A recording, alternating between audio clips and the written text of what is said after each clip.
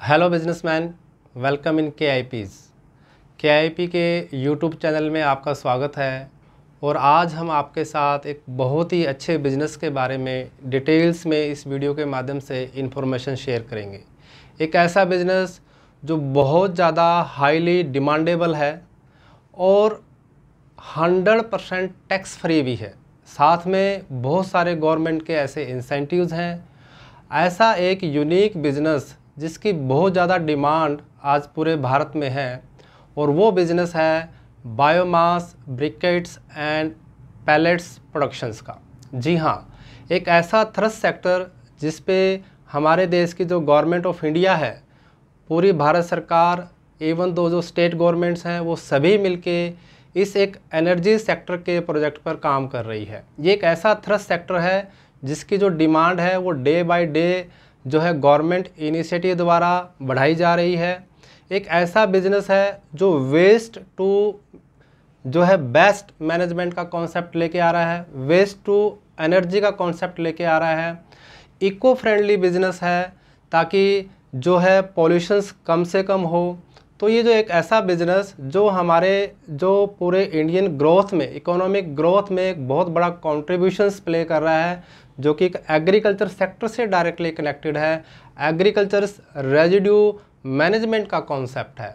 तो ये जो बिज़नेस है इसको आप कैसे शुरू करें, क्या बेसिक इसमें इन्वेस्टमेंट्स की रिक्वायरमेंट्स हैं, क्या बेसिक क्राइटेरियाज हैं और कैसे आप इस बिज़नेस को शुरू करके जो है सब्सिडी लाभ भी ले सकते हैं, इनके बारे में डिटेल्स में मैं इस वीडियो के माध्यम से आपको ये इन्फॉर्मेशन शेयर करूंगा।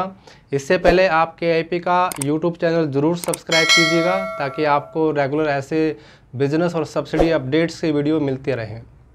तो देखिए, जो बायोमास ब्रिकेट का बिज़नेस है, सबसे पहले यदि आप एक एग्रीकल्चर बेल्ट से कनेक्टेड हैं, आप फार्मर हैं या आप एग्रीकल्चर्स इंडस्ट्रीज़ में काम करने वाले हैं, तो आपको बड़ा कॉमन कॉन्सेप्ट ये नज़र आ रहा होगा कि जो खेतों में या जो फसल काटने के बाद जो एग्रीकल्चर रेजिड्यू बचता है, जैसे कि सरसों का तूड़ा, अपना पैडी, ऐसे ही जो सार डस्ट है, ऐसे ही और पर वेरियस टाइप का, जैसे कि जंगलों में फॉरेस्ट का जो रेजिड्यूज़ बचता है, ऐसे बहुत टाइप का एक फॉरेस्ट रेजिड्यूज़ और एग्रीकल्चर रेजिड्यूज़ हमारे आसपास पर्याप्त मात्रा में बिखरा हुआ रहता है। तो गवर्नमेंट का कॉन्सेप्ट कि ये ख़राब ना हो और इसका हम सदुपयोग करें और इसको एक एनर्जी कन्वर्जन का टूल बनाएं, तो उसके लिए ये बायोमास ब्रिकेट्स और पैलेट का जो है बिज़नेस इनिशिएट हुआ है। तो इसमें जो एग्रीकल्चर रेजिड्यूज़ है उसको कंप्रेस करके उसको एक ब्रिकेट्स का रूप दिया जाता है। ब्रिकेट्स नॉर्मली 1 kg का साइज़ का होता है, जो कि कंप्रेस एक बंडल होता है एग्रीकल्चर रेजिड्यूज़ का, और पैलेट वो बहुत छोटे साइज़ का होता है, जस्ट लाइक ए बुलेट्स।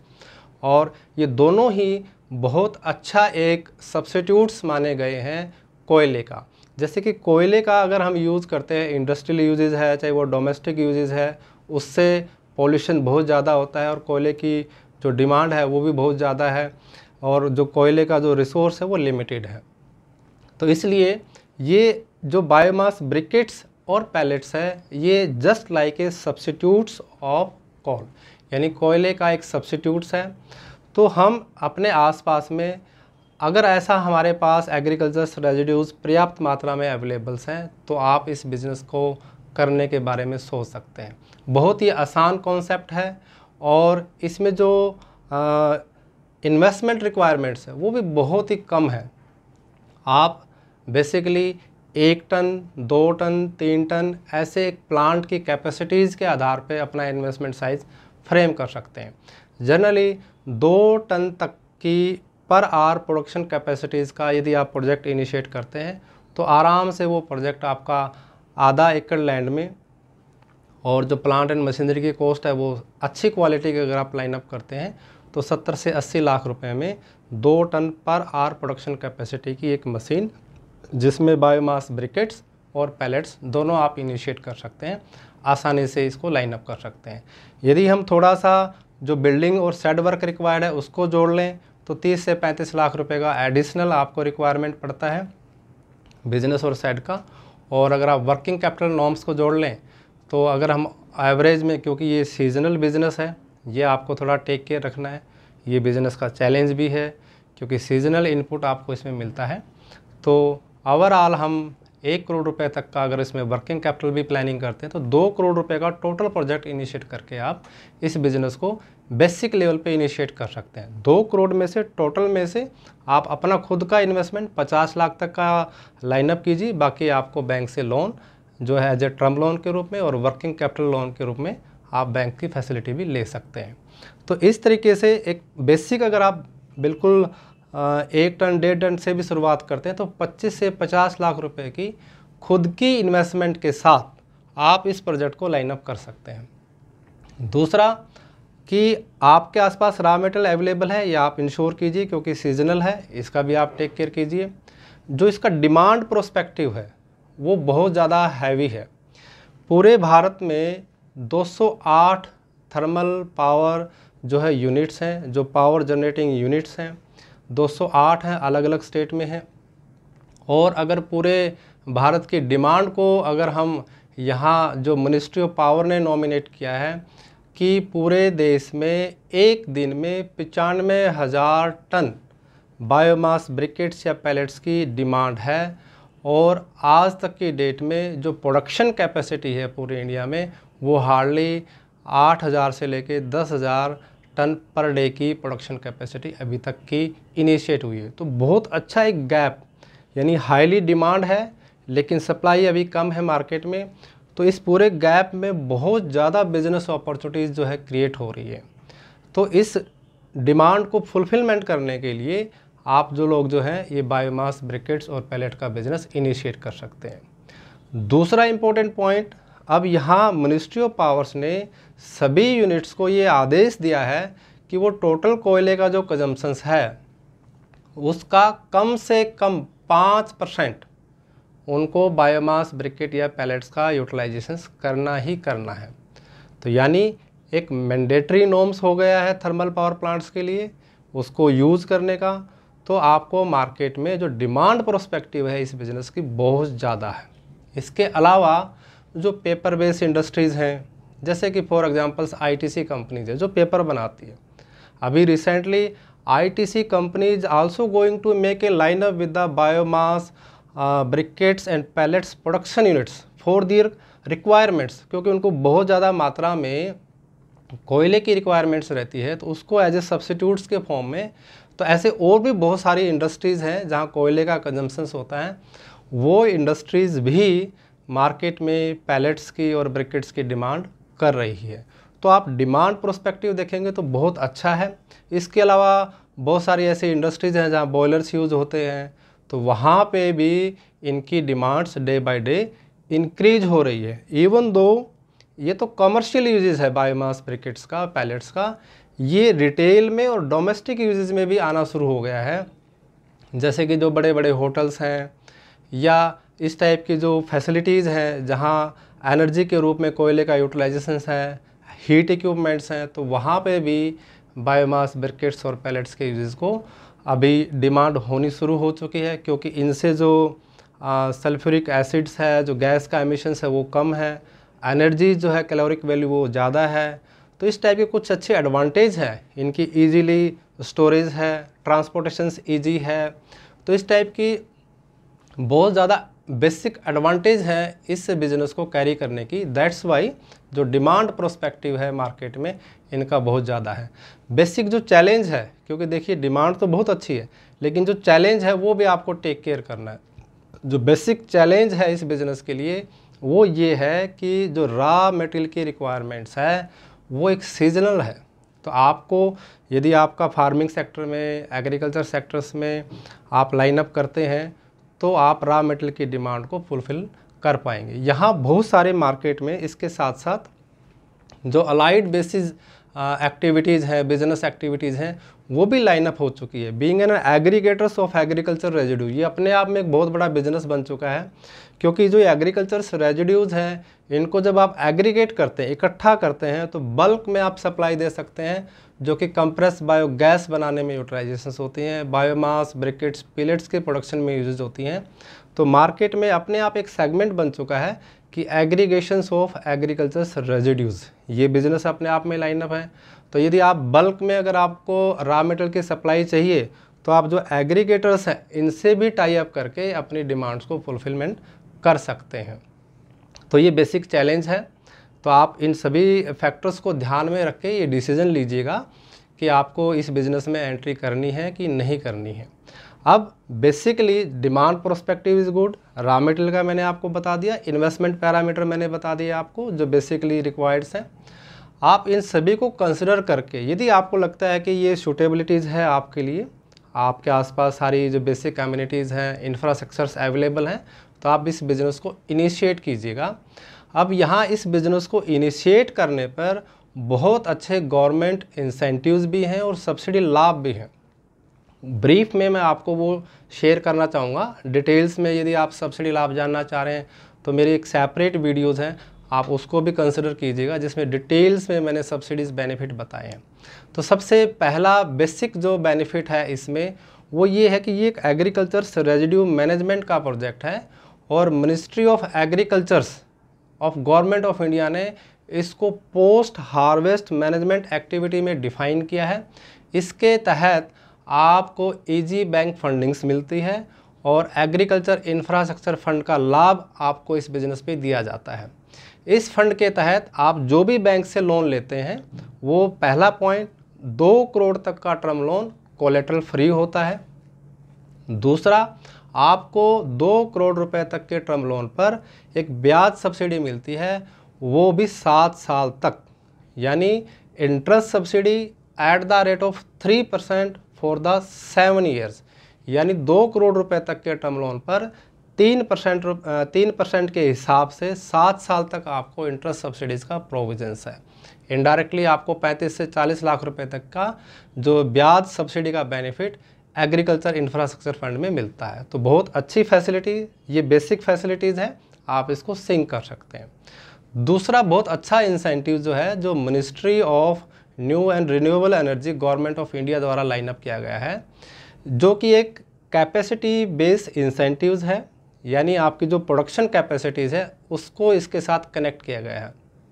इसमें जो इंसेंटिव्स है वो 9 लाख रुपए पर ton per hour production capacity पे दिया जा रहा है। मैक्सिमम बेनिफिट जो इस स्कीम में है वो 5 टन तक की कैपेसिटीज़ को इसमें अप्रूव किया गया है, यानी इनडायरेक्टली आप 45 लाख रुपए तक का maximum capital subsidies benefit ministry of renewable energy द्वारा ले सकते हैं। तो बहुत अच्छा इंसेंटिव्स है। और ये जो MNRI का इंसेंटिव्स है ये एक IPA बेस एक मॉडल है, यानी कि आपको इन प्रिंसिपल अप्रूवल पहले लेना होता है जब बिज़नेस कमेंस करते हैं। तो बिज़नेस कमेंस करने से पहले आपको MNRI से एक IPA लेके आप अपने बिज़नेस को चालू कीजिएगा और जैसे ही आपका प्रोडक्शन चालू होगा तो इरेडा जो एक एजेंसीज़ है वो आपकी साइट का इंस्पेक्शन करती है और प्रोडक्शन कैपेसिटी को मेजर करती है, अकॉर्डिंगली आपको ग्रांट्स रिलीज़ की जाती है। तो बहुत अच्छा इंसेंटिव्स, पहला जैसे मैंने बताया कि एग्रीकल्चर इंफ्रास्ट्रक्चर फंड का इंसेंटिव आपको मिलता है, दूसरा आपको MNRI का जो कैपिटल सब्सिडीज़ का इंसेंटिव है वो भी आप इसमें ले सकते हैं। और इम्पोर्टेंट पॉइंट कि ये दोनों ले सकते हैं आप। एग्रीकल्चर इंफ्रास्ट्रक्चर फंड है वो किसी भी दूसरे स्टेट गवर्नमेंट का या सेंट्रल गवर्नमेंट के किसी भी बेनिफिट को रिस्ट्रिक्ट नहीं करता है। अब यदि आपका प्रोजेक्ट साइज छोटा है, आप 2 टन से छोटा प्रोजेक्ट लाइन अप करना चाहते हैं, यानी 1 टन, 1.5 टन या 2 टन तक का, तो उसके लिए बहुत अच्छी एक स्कीम और भी है, वो है PMEGP, जिसमें 50 लाख तक के प्रोजेक्ट कवर किए गए हैं और उसमें इनडायरेक्टली 35% तक मैक्सिमम सब्सिडी लाभ का प्रोविज़न है, यानी 50 लाख के प्रोजेक्ट पर 17.5 लाख रुपए तक का सब्सिडी बेनिफिट उसमें सिंक होता है। तो यदि देखिए बहुत अच्छी क्लासिफिकेशन, यदि आपका प्रोजेक्ट 2 टन या 50 लाख तक की कैपेसिटी का आप मैनेज कर रहे हैं तो आप PMEGP स्कीम का लाभ लीजिए, जिसमें आपको मैक्सिमम 17.5 लाख रुपए तक का एक कैपिटल सब्सिडी लाइनअप हो जाता है। और यदि आप अपना जो प्रोजेक्ट साइज़ है वो बड़ा रखना चाह रहे हैं, यानी 2 टन से ज़्यादा की कैपेसिटी का लाइनअप करना चाहते हैं, तो आप जो है MNRI का लाभ लीजिएगा। तो बहुत अच्छे कैपिटल सब्सिडीज़ ये प्रोविजंस हैं। इसके अलावा जो NCR एरिया है और हरियाणा, पंजाब, जहाँ पैडी का बहुत ज़्यादा एक यूटिलाइजेशंस होता है, किसान लोग उसको जलाए ना, पोल्यूशन ना क्रिएट हो, इसके लिए सेंट्रल पोल्यूशन कंट्रोल बोर्ड ने भी एक इसके लिए अलग से स्कीम लॉन्च की हुई है। लेकिन इस स्कीम का बजट बहुत छोटा है। बेसिक पर्पज़ इस स्कीम का यही है कि पोल्यूशन ना हो। तो इस स्कीम में भी प्रोविजंस हैं कि जो प्लांट एंड मशीनरी की कॉस्ट का 40% तक का एक मैक्सिमम इसमें सब्सिडी लाभ का प्रोविजंस है। लेकिन यह जो स्कीम है CPCB की अभी अंडर रिविजन्स में है और MNRI के साथ सिंक की जा रही है। तो बेसिकली PMEGP अगर छोटा प्रोजेक्ट है आप उसका लाभ ले सकते हैं, बड़ा अगर आप लाइनअप करते हैं तो MNRI का, और साथ में आप AIF का भी लाभ जो कि इंटरेस्ट सब्सिडी का लाभ है वो आप ले सकते हैं। इसके अलावा बहुत अच्छा इंसेंटिव जो मैंने आपको इस वीडियो के शुरू में भी बताया था कि ये जो प्रोजेक्ट है वो हाईली डिमांडेबल है और 100% टैक्स फ्री भी है। जी हाँ, अंडर सेक्शन 80JJA में इनकम टैक्स एक्ट का जो प्रोविजंस है इसमें ये प्रोविज़न किया गया है कि ऐसे बिजनेस जो बायोमास ब्रिकेट्स हैं, पैलेट्स हैं, बायोगैस हैं या डिग्रेडेबल वेस्ट के प्रोजेक्ट्स हैं, इनको 100% टैक्स एग्जम्पशंस दी जा रही हैं कमेंसमेंट के 5 साल तक। यानी आप जब बिज़नेस शुरू करते हैं तो शुरू के 5 साल तक आपको इस पे कोई इनकम टैक्स नहीं देना पड़ेगा। इस टैक्स इंसेंटिव्स के साथ साथ आप स्टेट स्पेसिफिक इंसेंटिव्स हैं, जैसे स्टाम्प ड्यूटी रिफंड्स है, इलेक्ट्रिक ड्यूटी एग्जम्पशंस है, आप स्टेट द्वारा प्रोवाइड की गई स्टेट GST का रिफ़ंड है, एम्प्लॉयमेंट जनरेशंस हैं, और ऐसे कुछ अनेक इंसेंटिव्स जो हैं आपके स्टेट गवर्नमेंट द्वारा जो स्टेट स्पेसिफिक हैं उनके भी आप प्रोविजंस का लाभ ले सकते हैं। तो बहुत अच्छा एक इंसेंटिव मॉडल, सब्सिडी मॉडल्स इस बिज़नेस से कनेक्टेड है। थ्रस्ट सेक्टर है, एग्रीकल्चर बेस है और हाई डिमांडेबल है, टैक्स फ्री है, ईजिली बैंक फाइनेंस अवेलेबल्स हैं, और सबसे अच्छा पॉइंट कि आपको इस बिज़नेस की जो डिमांड प्रोस्पेक्टिव है वो इतनी है कि आप अगले 4, 5, 10 साल तक इस बिज़नेस को रेगुलरली कॉन्टिन्यूली कर सकते हैं। पेरिसेबल नेचर्स नहीं है प्रोडक्ट की, यानी आपका जो रॉ मटेरियल है ये आप एग्रीगेट कीजिए, इसको भी आप बेच सकते हैं, और जो आपका प्रोडक्ट है वो ख़राब होने वाला नहीं है, तो वो भी आपके लिए बहुत अच्छा एडवांटेज इसमें अवेलेबल्स है। बहुत अच्छी टेक्नोलॉजीज़ अपने इंडिया में इस बिज़नेस पे आ रही हैं, टोरीफाइड, नॉन टोरीफाइड, ये बेसिकली पैलेट्स प्रोडक्शंस की कुछ टेक्नोलॉजी हैं। हाईली एडवांस टेक्नोलॉजी, टोरिफिकेशंस टेक्नोलॉजी भी भारत में आ चुकी हैं, जो बहुत बड़े स्केल के जो प्रोजेक्ट्स लाइनअप हैं वो इस टेक्नोलॉजी का एडवांटेज ले रहे हैं। तो अगर हम ओवरऑल प्रोस्पेक्टिव देखें तो एक बहुत अच्छी इंडस्ट्रीज़ जिसका बहुत हाईली ग्रोथ प्रोस्पेक्टिव है कमिंग्स ईयर्स में, वो डे बाय डे वो इंक्रीज़ हो रही है भारत में। तो यदि आप सारे प्रोस्पेक्टिव को ध्यान में रखें और आप भी चाहते हैं कि कुछ नया इन्वेस्टमेंट प्लान करें, अच्छा इन्वेस्टमेंट प्लान करें, तो इस बिज़नेस के बारे में आप ज़रूर सोचिएगा। इसके अलावा भी यदि आप कोई और बिज़नेस इनिशिएट करना चाहते हैं तो KIP के साथ ज़रूर जुड़िएगा।